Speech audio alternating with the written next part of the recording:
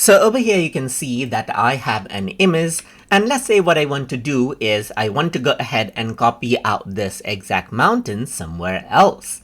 So if you want to go ahead and do that, you can utilize something called the clone brush tool. So to do that, over here on the left hand side, you can simply go ahead and let's say for example, click and hold on the clone brush tool under the pixel tab right here.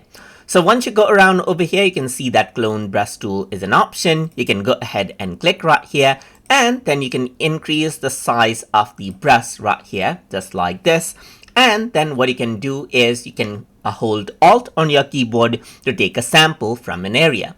For example, I'm going to go around over here and I'm going to click. And once I do that, what happens is that a sample is taken. And now I can go to any other area right here and simply start drawing. And once you do that, you can see that the exact mountain, the exact texture right here comes up as I draw. You can see that I can go ahead and click and drag it, and it gets drawn right there.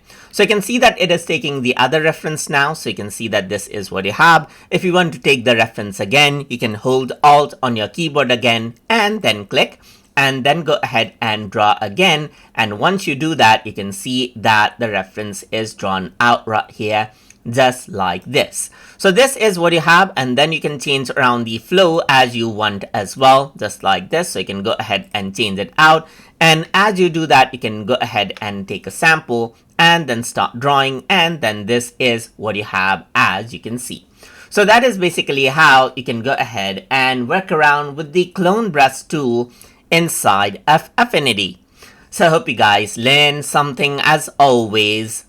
And as always, please like, comment, share, and subscribe.